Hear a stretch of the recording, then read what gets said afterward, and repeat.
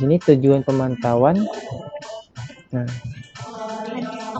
itu mendapatkan besar dan variasi parameter geoteknik sebelum dimulainya pekerjaan rekayasa. Artinya kan sebelum pekerjaan itu pun dimulai, nah kita juga harus melakukan pemantauan gitu. Nah, jadi pemantauan lereng ini dilakukan untuk memahami perilaku massa batuan dan mendeteksi adanya kondisi dinding lereng yang tidak stabil serta berpotensi longsor. Nah, sebagai akibat dari kegiatan penambangan ataupun pengaruh dari kondisi lingkungan.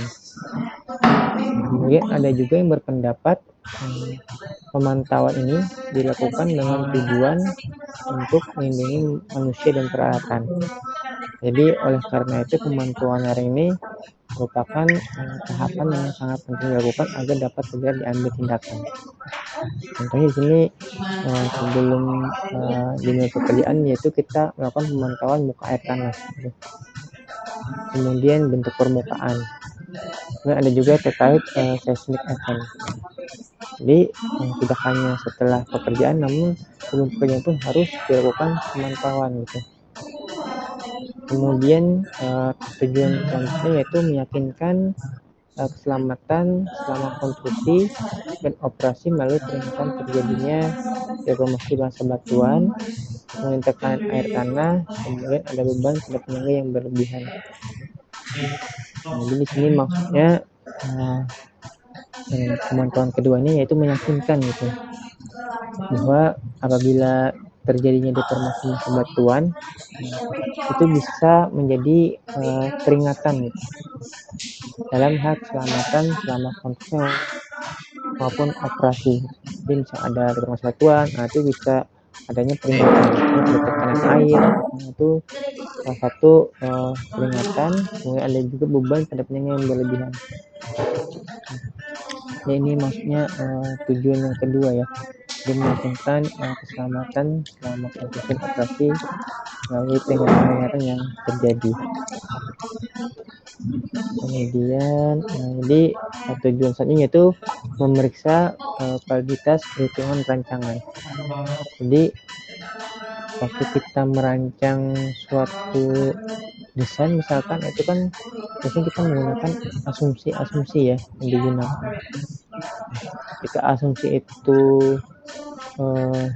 dibuat, nah kita harus juga memvalidasi gitu. Benar nggak asumsi yang kita terapkan ini? Jangan-jangan salah gitu. Kemudian juga ada model konseptual. Jadi setelah kita rancang misalkan kita desain, kemudian kita konseptualkan di lapangan misalkan sesuai dengan desain kita, hasilnya benar nggak gitu. Misalkan kita modelkan ya FK yang kita analisis gitu lerengnya itu 1,3 aman lah gitu. Kita anggap aman.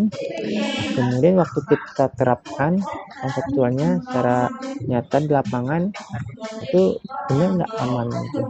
Yang kita buat desainnya secara realitinya di lapangan itu kan perlu validasi ya. Kemudian juga terkait nilai parameter tanah atau massa batuannya sudah sesuai nggak gitu dengan rancangan yang tadi kita buat. Itu juga tujuan dari pemantauan. Kemudian yang terakhir ini ada mengendalikan pelaksanaan growth treatment ya dan tindakan perbaikan.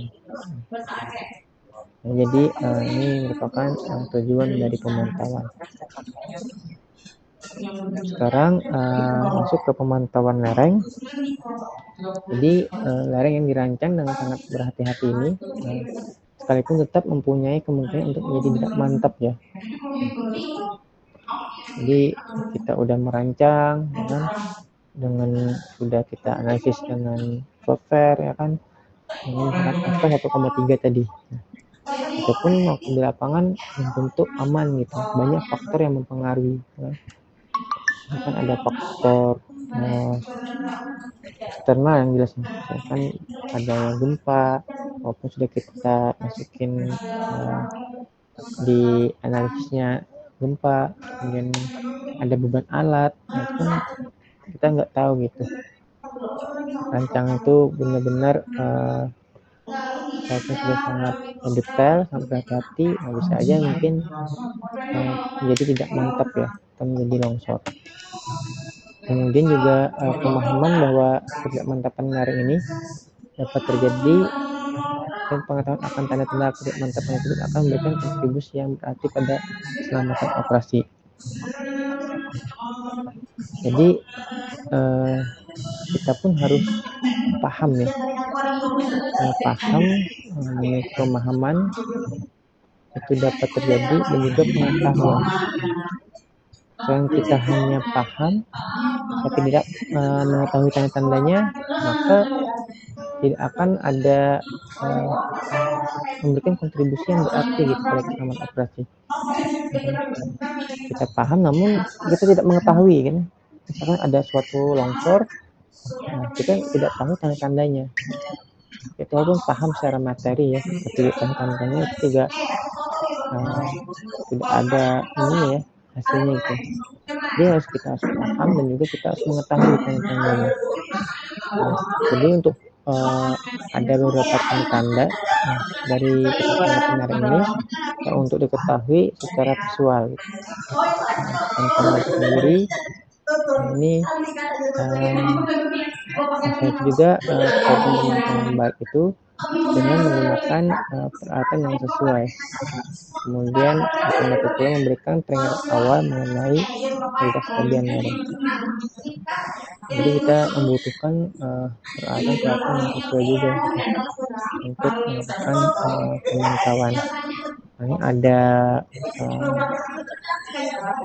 penjelasan ya dari pengertian pemantauan oleh Larreview 1977. Ini jelaskan pada dasarnya pemantauan adalah pemeriksaan menjangkit terhadap kemungkinan terjadinya suatu ketidakstabilan agar kemudian dapat diambil suatu tindakan perbaikan. Nah, ini menurut Larreview 1977. Artinya kita melakukan pemantauan ini untuk memeriksa suatu dinding pit terhadap kemungkinan terjadinya suatu ketidakstabilan ya, atau tanda-tanda bahwa ini akan longsor gitu, yang akan kemudian dapat diambil suatu tindakan perbaikan. Nah, ini ada beberapa alat ya yang digunakan untuk pemantauan. Nah, ini ada namanya robotic supply monitoring. Nah, ini ada pergerakan lereng dimonitor ya secara real time. Kalau kita dengan visual mungkin tidak bisa melakukan setiap saat ya real time gitu. Dan juga untuk jarak-jaraknya pun cukup jauh ya. Kan butuh waktu ya kalau kita melihat secara satu-satu gitu untuk semua lereng. Dengan alatnya ini kan kita bisa dengan mudah ya mendapatkan data-data secara real time. Ini ada namanya robotic total station. Jadi sini komponennya ada robotic total station, kemudian ada network of friend-nya, radarnya, kemudian ada repeater, kemudian ada office PC ya, atau komputer untuk menerima data-data gitu. Jadi robotic total ini merupakan alat utama ya, ditempatkan di titik strategis yang bisa mengukur posisi target prisma tadi tanpa operator manual. Jadi dia akan otomatis gitu, bergeser memantau dari prisma-prisma yang diletakkan di bagian lereng.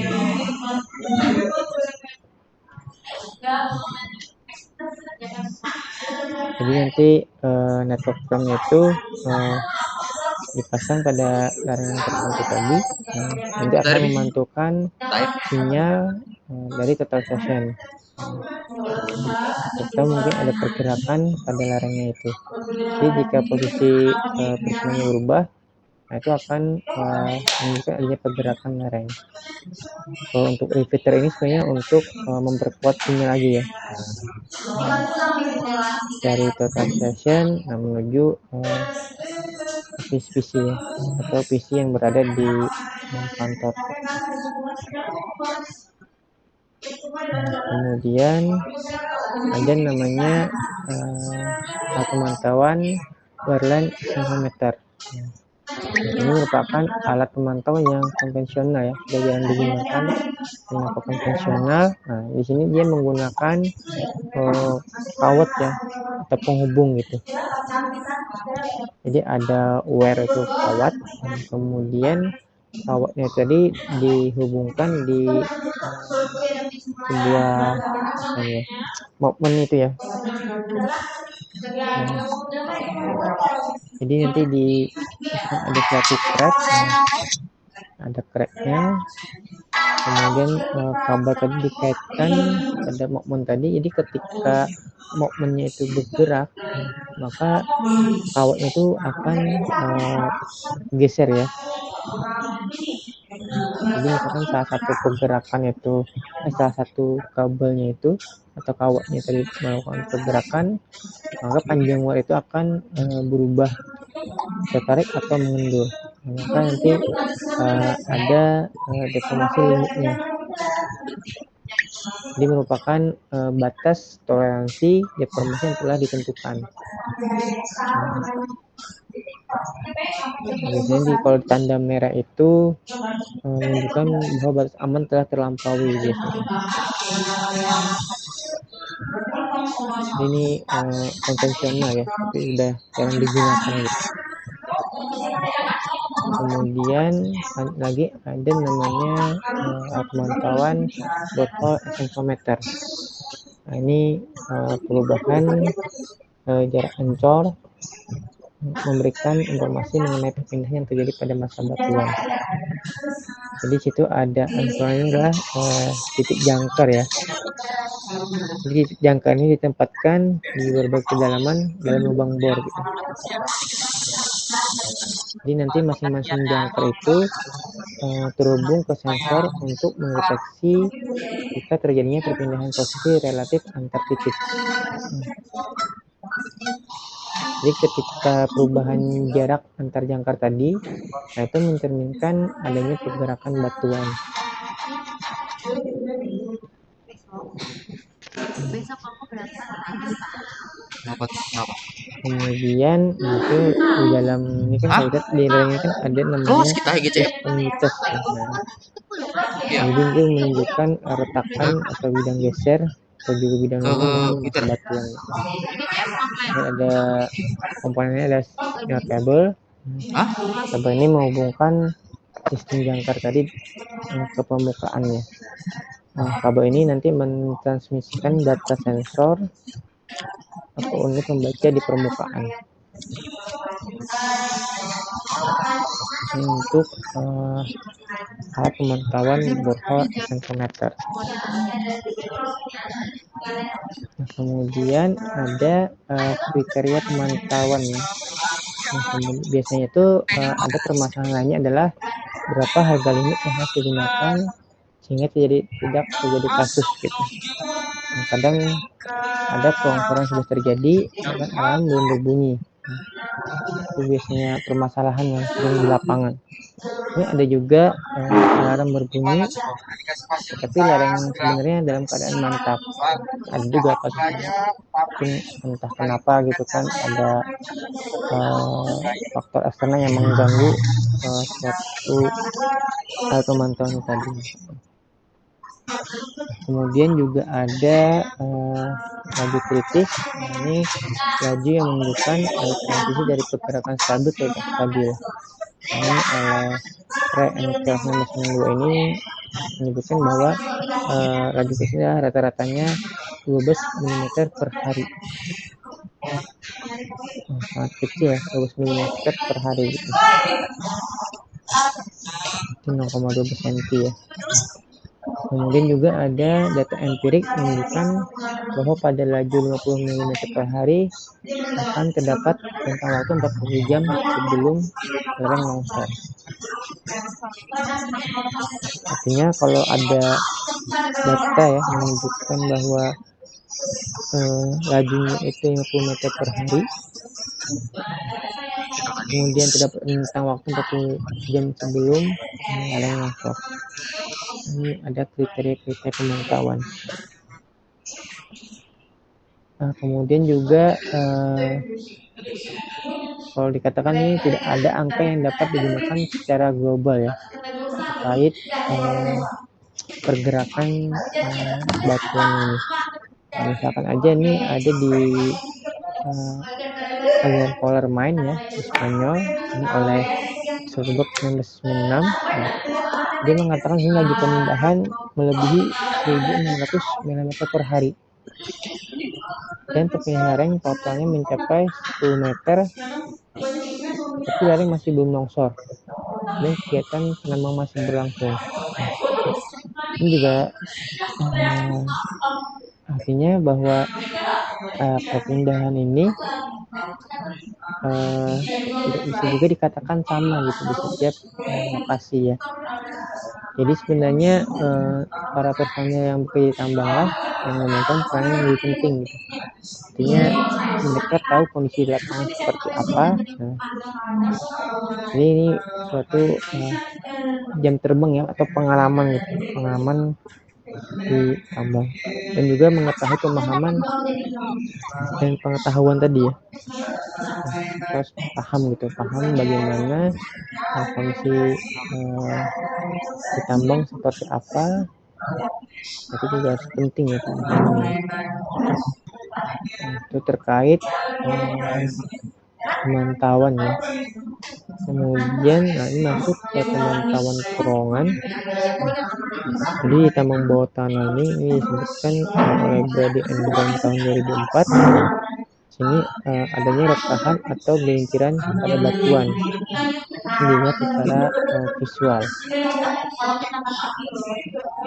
Artinya di sini suatu rekahan atau crack ya ataupun gelinciran tadi. Nah, ini terlihat secara visual pada dinding ataupun atap atau anak tambang.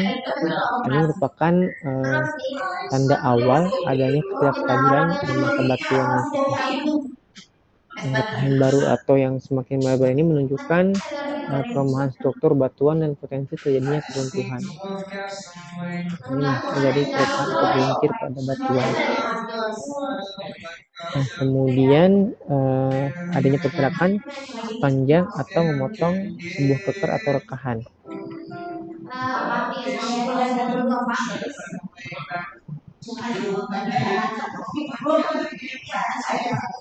Maksudnya di sini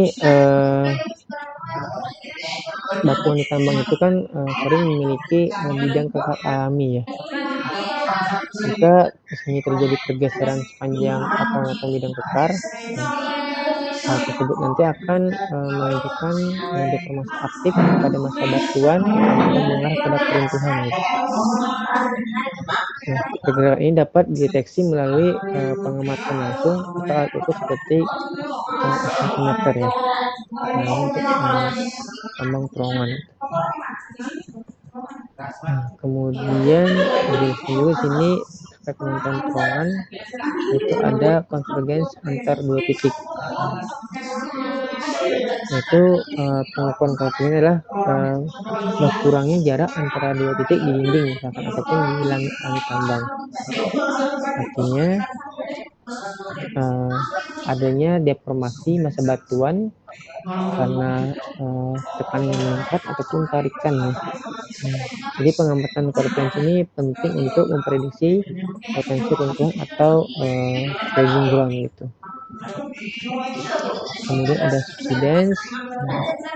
Subsidence kan penurunan permukaan tanah ya atau lantai tambang akibat runtuhan longga di bawahnya. Ini juga menyebabkan kerusakan struktur ataupun gangguan operasi dan menjadi indikasi keruntuhan pada skala besar.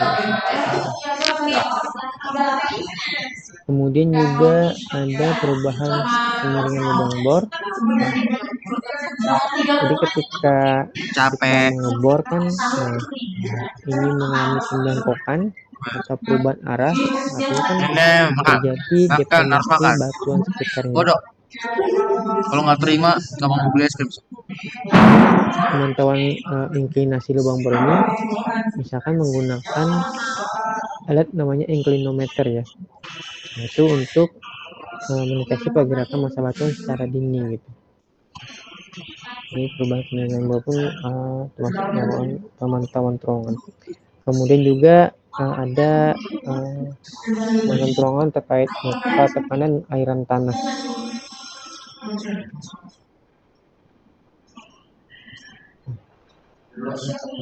Jadi di sini maksudnya karena di sini berhubungan air tanah, maka di sini akan mempengaruhi kestabilan lereng ya dan struktur bawah tanah. Kemudian juga karena adanya tekanan, jadi kenaikan tekanan air ini dapat mempengaruhi atau mengurangi kekuatan geser batuannya, sehingga dapat meningkatkan risiko keruntuhan. Kemudian juga perubahan muka air atau alirannya ini menandakan gangguan keseimbangan pada hidrologi bawah tanah ya. Kemudian ada perubahan beban, ada elemen penyangga perkuatan. Jadi setiap perubahan itu signifikan pada tekanan atau gaya yang diterima oleh penyangga ya. Jadi menunjukkan rediskursi yang beban akibat pergerakan ataupun pelemahan massa batuan gitu. Kemudian ada tegangan normal dan tekanan air pada material pengisi. Biasanya dalam tambang bawah tanah ini ada namanya shock sharing ya. Itu biasanya diambil diisi kembali oleh backfill. Kemudian tegangan normal ini dan tegangan tekanan air pada material pengisi ini harus dipantau terus gitu. Karena tekanan berlebih bisa menyebabkan rembesan ataupun keruntuhan pada struktur pengisinya. Kemudian ada settlement material pengisi. Jadi settlement ini kan penurunan ya atau pemadatan pada material pengisi. Nah, ini juga bisa menunjukkan kegagalan struktural atau penyelesaian yang tidak diinginkan. Nah, ini bisa menyebabkan hilangnya dukungan terhadap atap tambang ya dan memicu keruntuhan. Kemudian juga ada pemantauan terhadap seismik dan microseismic emissions. Jadi kadang kegiatan geomekanik dalam tambang ini menghasilkan getaran kecil ya, yang disebut tadi microseismic event, mungkin akibat ledakan pada dalam tambang bawah tanah. Jadi pemantauan ini membantu mendeteksi lokasi dan intensitas aktivitas retakan batuan sebelum keruntuhan bisa terjadi. Kemudian yang terakhir ada kecepatan gelombang. Kecepatan gelombang ini akan berubah jika batuan mengalami retakan ataupun perubahan densitas biasanya. Jadi penurunan kecepatan gelombang ini adalah indikator adanya kerusakan struktural dalam massa batuan. Ini untuk pemantauan terowongan. Jadi ada yang namanya perpindahan ya dalam bawah tanah itu. Perpindahan adalah salah satu besaran primer yang diukur pada kegiatan pemantauan di tambang bawah tanah. Jadi untuk di bawah tanah itu yang diukur yaitu perpindahan absolut dari beberapa titik pada batas galian atau dengan kesulitan yang lebih tinggi di mana dalam massa batuan.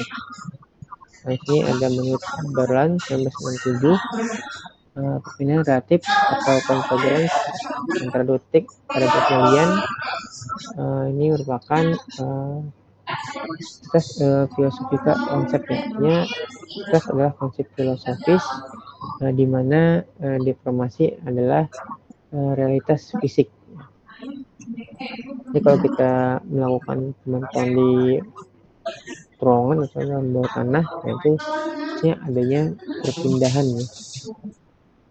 Itu besaran primer berupa kegiatan pemantauan dalam bawah tanah.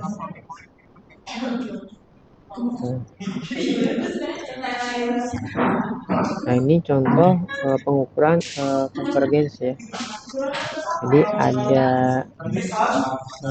countersink foothook-nya atau pin ya, bisa ada pin. Nah, pin ini biasanya dibuat di 3 titik.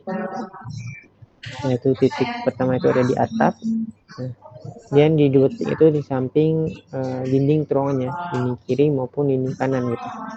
Jadi ada 3 titik. Nah, jadi 3 titik ini nanti akan dikaitkan sebuah kabel ya, kabel. Nah, nanti akan diukur kabelnya itu. Nah, jadi misalkan kalau kita lihat kan itu antara dinding sebelah kiri ke atap kan 3 meter misalkan.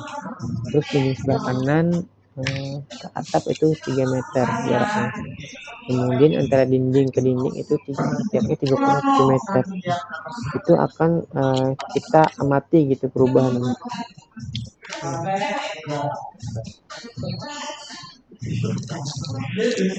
Jadi gambar ini menunjukkan bagaimana pengukuran koordinasi dilakukan ya untuk memantau deformasi atau penyempitan jarak ya antar titik-titik di sekeliling bukaan tambang ini. Ini ada 3 titik pengamatan.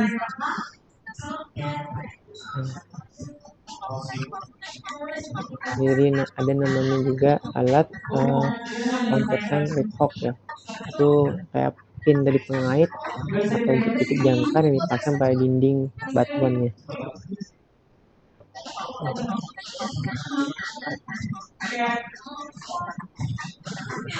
Nah, biasanya nanti untuk pengukurannya itu menggunakan namanya extensometer ya, extensometer. Ini untuk alatnya seperti ini, extensometer. Jadi extensometer ini dikaitkan pada kabel tadi. Nanti akan diukur berapa jarak antara misalkan tadi titik dinding ke atap ya, itu nanti akan diukur gitu. Ini contoh alatnya, nah ini contoh pengukurannya. Dari samping kiri gambar ini merupakan extensometer. Nah, itu nanti dikaitkan di kabel yang dipasang ya, di pin-pin tadi. Lalu nanti akan diukur gitu. Yang sebelah kanan ini adalah gambar pengukuran fungsi waktu praktikum kalau ini. Kalau di lapangannya seperti ini ya. Ini pengukuran secara langsung di lapangan. Jadi pin tadi dikaitkan ya di atap ruangan, kemudian duanya di dinding kiri dan juga dinding kanan gitu. Nah, ini diukur secara berkala. Apa sih? Nah, ini ada contoh cemberut gitu hasil perhitungannya. Ini perhitungan kumulatif konvergen meternya. Ini kalau kita lihat di sini, ini data ini diambil pertama kali bulan 1 ya, bulan 1 tanggal 6. Nah, ini ada L1, AC, L2AB, L3 adalah BC. Gimana? Di A1 ini merupakan kalau kita anggap ABC ya, A ini merupakan di atap, B itu di dinding kiri, C itu di dinding kanan. Oke, kan ada pengukurannya kan itu satuannya milimeter ya. Kita lihat ini pengukuran ini dilakukan selama 4 bulan ya. Jadi di bulan 1 itu ada sekitar 7 kali pengambilan data. Ini dimulai dari tanggal 6, tanggal 11, tanggal 13 sampai tanggal 20 ya. Kemudian di bulan 2, nah ini ada 3 kali pengambilan, tanggal 1, tanggal 8 dan tanggal 15. Kemudian di bulan 4, tanggal 19 dan tanggal 25, dan di bulan 5 di tanggal 3. Jadi kalau kita lihat di grafiknya ini ya,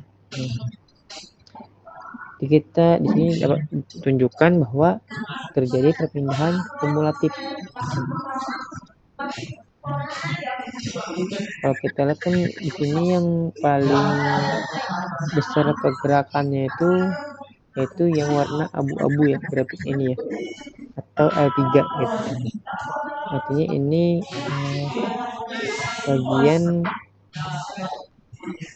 pada dinding terowongan ya, artinya dinding terowongan itu mengalami cukup besar perpindahannya, hampir sekitar 33 ya, sekitar 33 itu mungkin dia 35 anggaplah.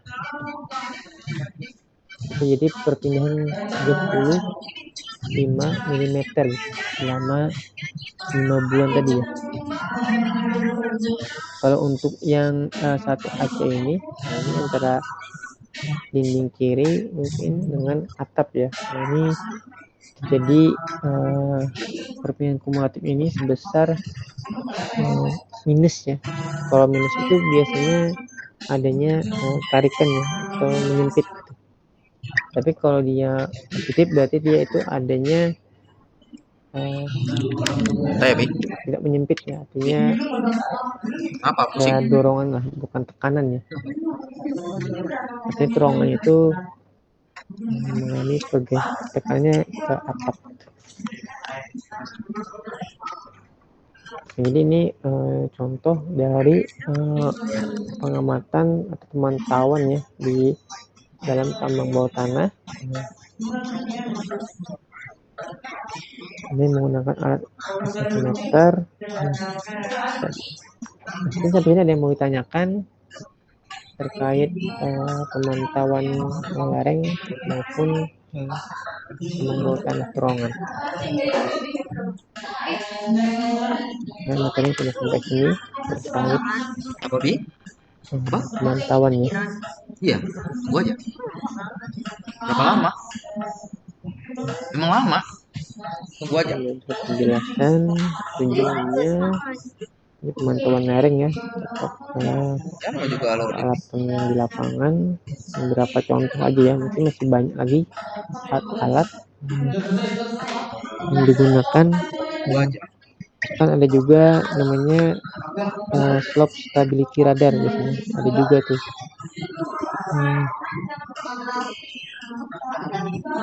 Dan kalau saat ini kan mungkin ada juga yang menggunakan drone gitu ya, sebagai alat pemantauan.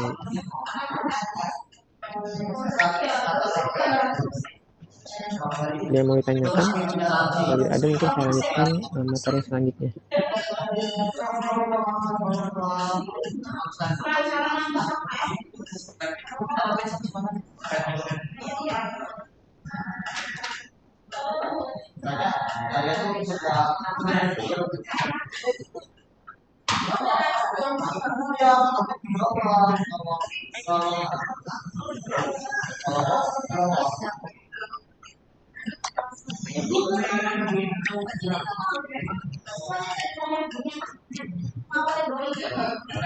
Udah terlihat kan ya?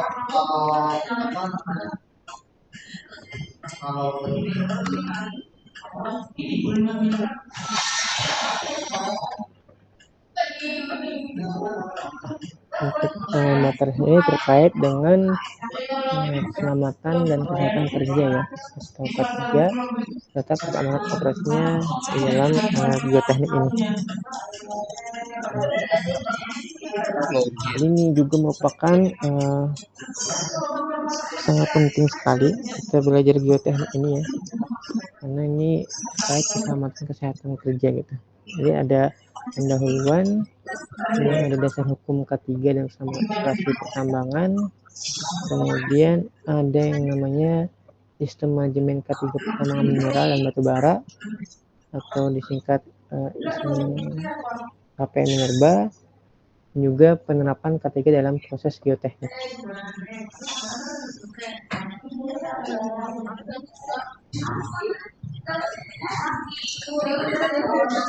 Nah, ini untuk pendahuluan. Jadi industri pertambangan ini kan merupakan industri yang berisiko tinggi ya secara operasional. Karena hubungannya merupakan alat berat. Mereka Apa? juga beroperasi pada area Apa? kerja yang dapat longsor sewaktu-waktu. Jadi berbagai aktivitas dalam industri ini dapat membahayakan keselamatan manusia jika dilakukan tanpa mengikuti prosedur yang benar. Jadi untuk menghindari terjadinya kecelakaan kerja, kejadian berbahaya dan juga penyakit akibat kerja, diperlukan implementasi ya keselamatan dan kesehatan kerja ketiga dalam rangka menjaga keberlangsungan kegiatan pertambangan yang berkelanjutan. Jadi karena risiko yang cukup tinggi ya bekerja di tambang ini, tidak hanya di tambang permukaan, tambang bawah tanah pun itu mempunyai risiko yang cukup tinggi sekali. Nah, makanya harus ada namanya K3 ya, keselamatan dan kesehatan kerja itu untuk keberlangsungan pertambangan. Nah, adapun dasar hukum K3 ya, keselamatan operasi pertambangan ini dalam Undang-Undang 4 tahun 2009 pasal 96. Jadi setiap pemegang IUP atau izin usaha pertambangan maupun IUPK ya atau izin usaha pertambangan khusus ini wajib melaksanakan ketentuan keselamatan dan kesehatan kerja pertambangan atau K3 pertambangan serta keselamatan operasi pertambangan atau KO pertambangannya. Kemudian juga ada keputusan menteri atau Kepmen SDM nomor 55 tiket garis miring 26M titik PE garis miring 1995 ini tentang keselamatan dan kesehatan kerja pertambangan umum. Jadi ini terkait K3 ya dalam bidang pertambangan. Jadi mungkin nanti silakan saja dan dibaca-baca juga terkait kementeriannya kalau ingin mengetahui lebih detail untuk K3 ini. Mungkin nanti ini ada beberapa penjelasan terkait jadi dalam pelaksanaannya pemerintah harus memberikan pembinaan dan pengawasan ya, terhadap perusahaan terkait komitmen dalam melaksanakan K3. Jadi dalam Undang-Undang 4 tahun 2009 pasal 119 ini serta peraturan pemerintah PP ya Republik Indonesia nomor 55 tahun 2010 pasal 3. Nah, ini dijelaskan bahwa pemerintah harus melakukan pembinaan, yaitu yang pertama yaitu memberikan pedoman dan standar pelaksanaan pengelola usaha pertambangan. Kemudian juga pemberian bimbingan, supervisi dan konsultasi. Kemudian ada pendidikan dan pelatihan. Dan yang terakhir adanya perencanaan, penelitian, pengembangan, pemantauan dan evaluasi pelaksanaan penyelenggaraan usaha pertambangan di bidang minyak dan batu bara.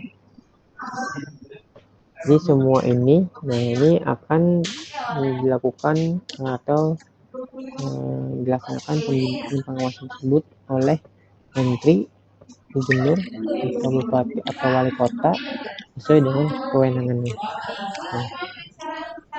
Jadi ini sudah dijelaskan ya dalam undang-undang maupun peraturan pemerintah. Dia harus memang dibina atau dilakukan pengawasan terhadap perusahaan-perusahaan yang melakukan aktivitas pertambangan ya, terkait K3-nya. Lalu juga peraturan pemerintah tadi PP nomor 55 tahun 2010 pasal 26 dan 27 yang menjelaskan bahwa pengawasan pemerintah dalam hal K3 ini meliputi keselamatan kerja. Artinya di sini keselamatan kerja dan pertambangan mencakup segala tindakan, prosedur, dan juga peralatan yang digunakan gitu, untuk mencegah kecelakaan kerja, baik terhadap itu pekerja, peralatan, maupun fasilitas tambang. Kemudian juga ada namanya kesehatan kerja. Kesehatan kerja ini berfokus pada upaya melindungi dan meningkatkan kesehatan fisik, mental, dan juga sosial pekerja tambang. Jadi tergantung kesehatan dari personel tambangnya. Kemudian ada juga lingkungan kerja. Jadi lingkungan kerja ini mengacu pada kondisi fisik, kimia, biologis, dan sosial di lokasi tambang yang bisa mempengaruhi keselamatan dan kesehatan kerja. Kemudian juga ada sistem manajemen keselamatan dan kesehatan kerja, atau ini biasanya singkatnya itu SMK 3 ya. Jadi SMK 3 ini pendekatannya sistematis dalam mengelola aspek keselamatan dan kesehatan kerja yang meliputi kebijakan, kemudian ada perencanaannya bagaimana, pelaksanaannya bagaimana, evaluasinya seperti apa, dan peningkatan berkelanjutan gitu. Ini ada sistem gitu, sistem manajemen ataupun pedoman ya, atau bagaimana mengelola aspek keselamatan itu harus ada gitu, SOP-nya.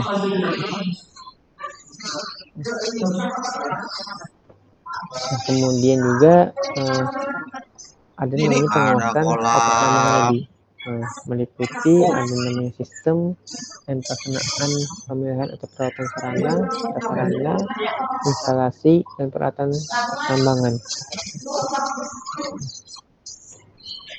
Nah, di sini artinya bahwa itu juga harus ya melaksanakan pemeliharaan ini sarana prasarana gitu, misalkan seperti alat berat gitu kan, alat bor, ataupun konveyor dan lain-lain. Nah, ini dijaga dalam kondisi kerja yang baik dan aman gitu. Tidak hanya dipakai tapi juga dilakukan pemeliharaan dan perawatan. Kemudian jadi perusahaan itu wajib memiliki dan menerapkan ya rencana pemeliharaan rutin, bukan hanya memperbaiki saat rusak tapi juga melakukan pemeliharaan gitu, itu ini untuk mengurangi resiko kegagalan alat ya yang dapat menyebabkan kecelakaan ataupun kerugian saat operasional. Ini ada pengamanan instalasi. Nah, ini maksudnya mengacu pada penerapan langkah-langkah perlindungan terhadap instalasi tambang. Contohnya kan adanya sistem kelistrikan. Nanti di tambang juga harus dibuat grounding ya, atau proteksi petir misalnya.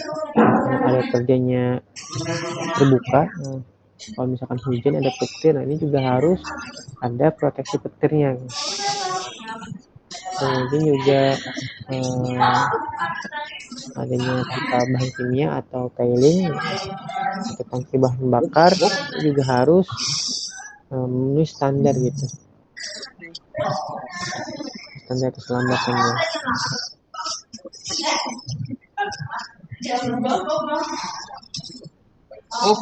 Kemudian ada kelayakan sarana instalasi dan peralatan pertambangan.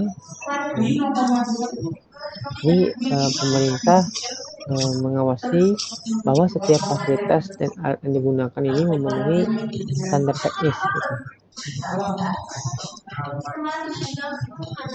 Standar ini bisa yang nasional maupun internasional ya. Kan misalnya ada SNI ya, SNI kan standar nasional Indonesia. Kan ada juga ISO ataupun standar yang lainnya.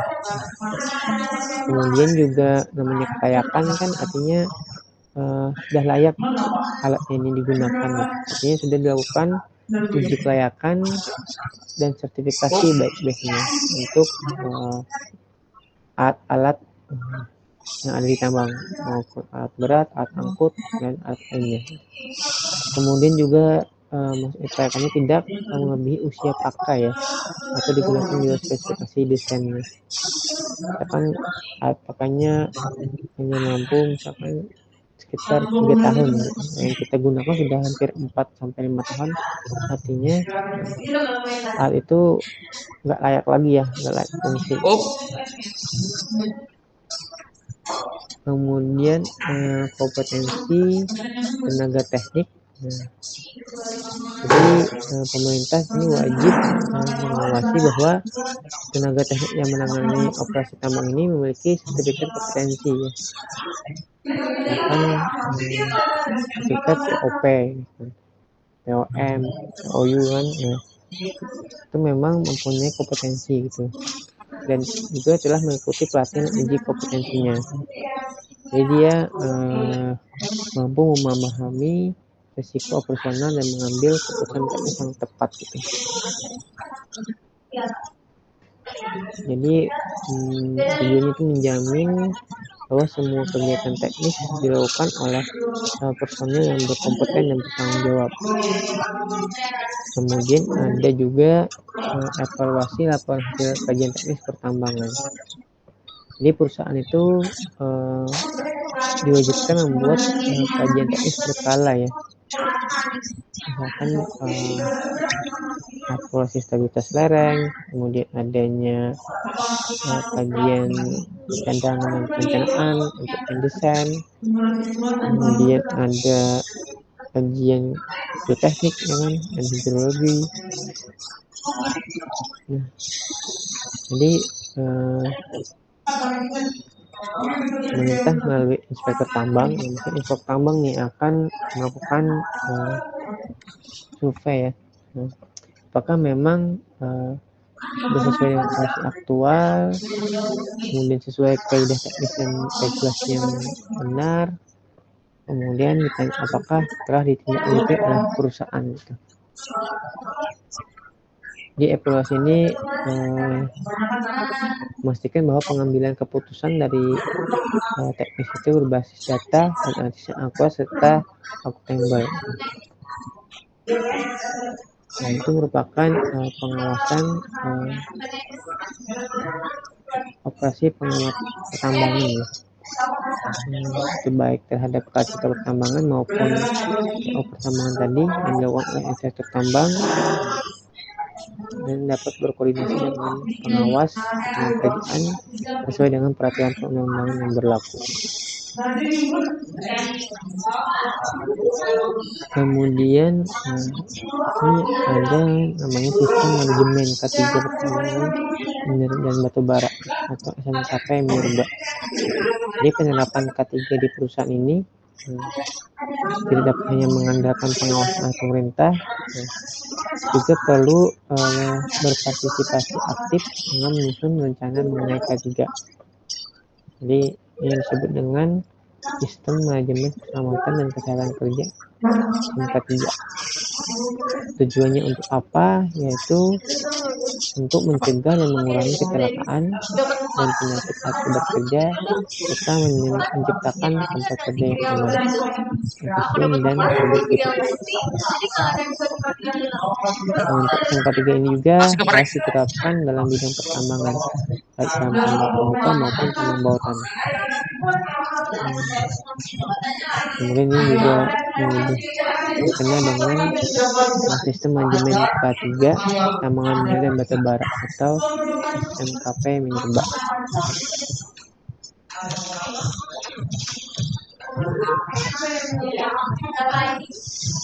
SMKP Minerba ini pun sendiri merupakan bagian dari sistem manajemen perusahaan dalam rangka mengendalikan risiko keselamatan pertambangan ya.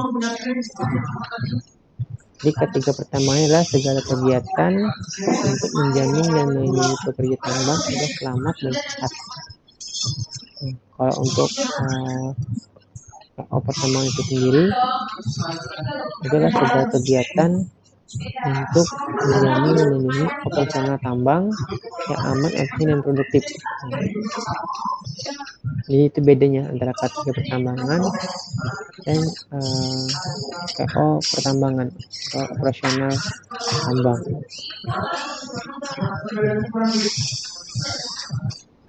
Jadi K3 ini lebih ke personilnya ya, melindungi pekerja. Sedangkan kalau KO pertambangan tadi untuk melindungi operasional tambang. Nah, ini ada 7 elemen yang terdapat dalam SMKP Minerba ini. Nah, ini terkait kebijakan. Nah, jadi elemen ini meliputi penyusunan kebijakan, isi kebijakan, kemudian penetapan kebijakan, komunikasi kebijakan, serta tinjauan kebijakan. Jadi berhubungan dengan kebijakan. Kemudian ada yang namanya perencanaan. Perencanaan ini merupakan proses pengambilan informasi dan pembuatan asumsi mengenai keadaan di mana di masa yang akan datang untuk merumuskan kegiatan-kegiatan yang perlu dilakukan ya, dalam rangka pencapaian tujuan yang telah ditetapkan sebelumnya. Jadi merumuskan bagaimana kegiatan-kegiatan yang perlu dilakukan hingga mencapai tujuan yang telah ditetapkan itu. Jadi adapun tahapan perencanaan SMKP Minerba ini yaitu ada penilaian awal, kemudian ada manajemen risiko, kemudian ada identifikasi ya dan kepatuhan terhadap ketentuan peraturan perundang-undangan dan persyaratan lainnya yang terkait. Kemudian ada penetapan tujuan, sasaran dan program, serta rencana kerja dan anggaran keselamatan pertambangan. Ini terkait perencanaan. Kemudian ada kebijakan lain terkait organisasi dan personil ya. Jadi pengorganisasiannya adalah proses manajemen yang berkenaan dengan perekrutan, penempatan, pelatihan, dan pengembangan tenaga kerja dalam organisasi. Jadi maksudnya di sini menempatkan orang-orang yang sesuai pada tempat dan sesuai pada saat yang tepat gitu, atau right people, right station, right time gitu. Jadi orang yang tepat dan sesuai dengan tempatnya, sesuai dengan waktunya gitu. Jadi sebelum mencari orang untuk ditempatkan dalam satu posisi tertentu, ini perlu ditetapkan terlebih dahulu strukturnya ya, struktur organisasinya yang dipakai. Di posisi yang pada organisasi tersebut harus dijelaskan lingkup tugasnya, tanggung jawabnya, dan keahlian serta keterampilannya, atau misalnya disebut dengan job description ya. Di uraian jabatannya apa gitu. Kemudian ada job recruitment, persyaratan jabatannya. Jadi berdasarkan kedua hal ini kemudian dilakukan proses pengorganisasian tersebut.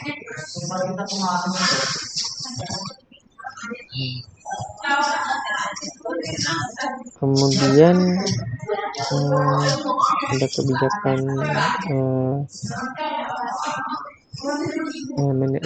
ada terkait implementasi ya. Jadi implementasi artinya pelaksanaan ya. Itu usaha untuk memobilisasi sumber daya yang dimiliki oleh organisasi agar dapat bergerak dalam satu kesatuan sesuai dengan rencana yang telah dibuat ya. Nah, ini aspek-aspeknya. Jadi ada pelaksanaan pengelolaan operasional, kemudian pelaksanaan pengelolaan lingkungan kerja, kemudian ada pelaksanaan pengelolaan kesehatan kerja, kemudian ada pengelolaan operasional pertambangan, kemudian ada pengelolaan bahan peledak dan peledakan,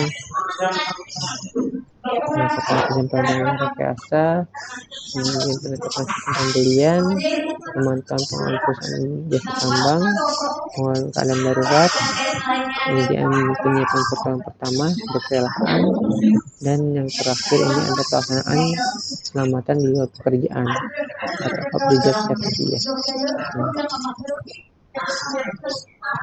Jadi ini merupakan implementasi ya atau pelaksanaan yang dimiliki harus dimiliki oleh organisasi agar dapat bekerja dalam satu kesatuan.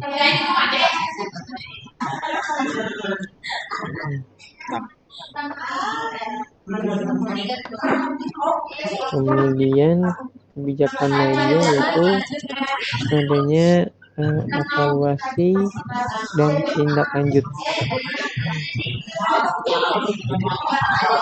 Nah, ini evaluasi kinerja K3 ini merupakan proses penilaian pencapaian dan perbaikan berdasarkan sistem manajemen yang telah ditetapkan. Jadi evaluasi ini kan artinya kita menilai pencapaian yang sudah dilakukan, kemudian kita melakukan tindak lanjutnya seperti apa gitu. Ini kan adanya kalau memang misalkan proses penilaian itu ada kekurangan, maka kita akan melakukan perbaikan gitu. Misalkan sistem manajemen yang telah ditetapkan. Di sini untuk mendukung ya perusahaan harus memiliki basis data terpusat guna merekam seluruh kasus kecelakaan geoteknik misalkan sebagai dasar pemantauan dan analisis. Kemudian dilakukan juga audit rutin yang juga diperlukan untuk mengukur kepatuhan terhadap sistem K3. Kemudian juga Direktorat SDM ini melakukan penilaian prestasi pengelolaan keselamatan pertambangan dan perusahaan tambang dengan mendorong peningkatan keselamatan dan produktivitas kerja di sektor pertambangan dan batubara. Orang lagi main game loh, biar sambil dengerin Jadi ini juga. iya dari hasil dari kebijakan mereka ini. Nah, ini juga Kementerian SDM melakukan penilaian prestasi gitu terkait pengelolaan keselamatan ini. Karena juga ini kan untuk mendorong juga bahwa di perusahaan itu memang K3-nya memang berjalan dengan baik gitu.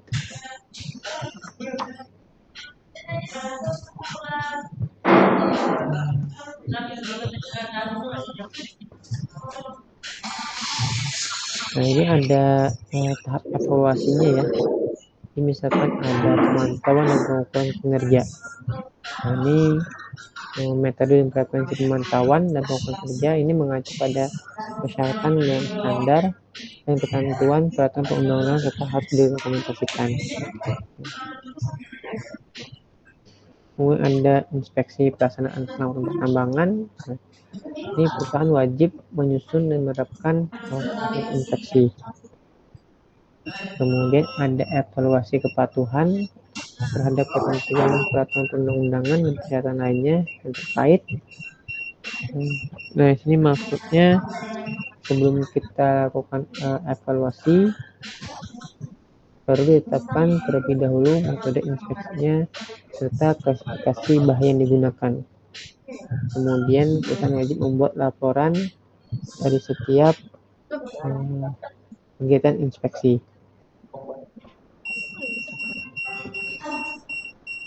Kemudian juga selanjutnya ada penyelidikan kecelakaan, kejadian berbahaya dan penyakit akibat kerja, metode kecelakaan. kejadian berbahaya dan penyakit akibat kerja ini, jadi perusahaan wajib melakukan pelaporan awal. Kemudian pengamanan lokasi dan barang bukti, kemudian melakukan penyelidikan dari kumpulan data dan informasi, evaluasi dan analisis, serta kesimpulan dan rekomendasi. Dan juga tidak kalah penting itu dokumentasi penyelidikan dan pelaporannya. Kemudian juga ada evaluasi pengelolaan administrasi keselamatan pertambangan. Jadi perusahaan harus melakukan evaluasi pengelolaan administrasi keselamatan pertambangan ini sekurang-kurangnya meliputi buku tambang ataupun buku daftar kecacatan tambang, dan juga pengelolaan keselamatan pertambangan ini minimal setiap 6 bulan sekali.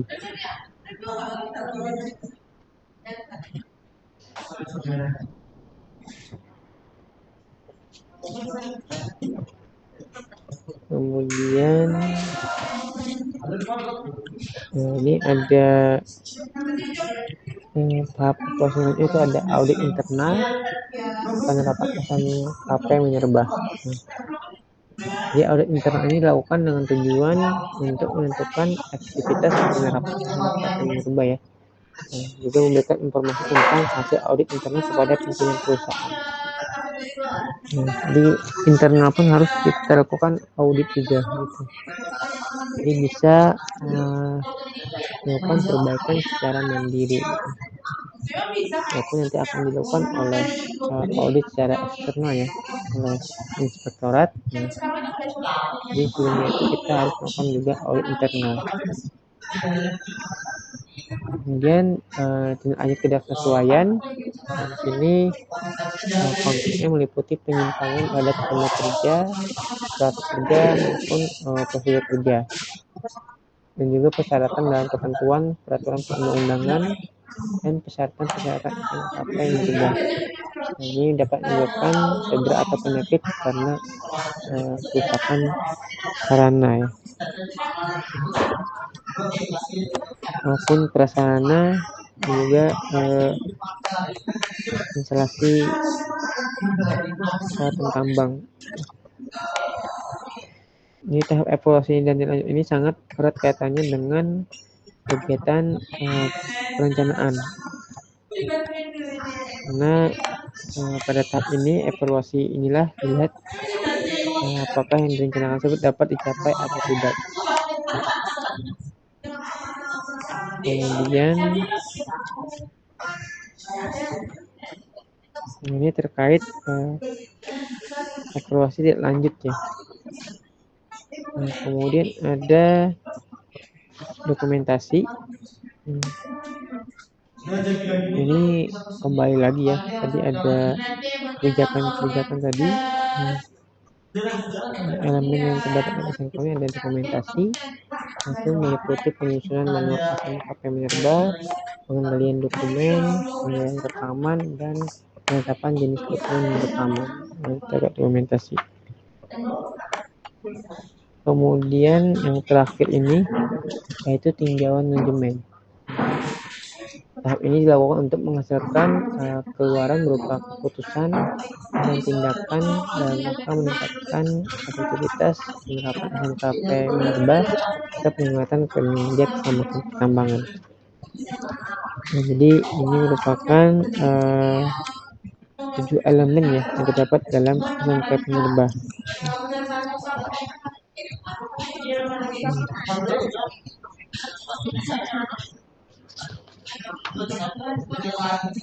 Kemudian kita akan terkait penerapannya. Jadi proses perencanaan ini sendiri dalam pertambangan ini berhubungan langsung dengan keselamatan banyak orang. Jadi pastinya dalam kegiatan ini merupakan diperlukannya kesadaran akan pentingnya keselamatan. Yang perlu diterapkan nih, yang pertama ada proses pengeboran geoteknik di sini.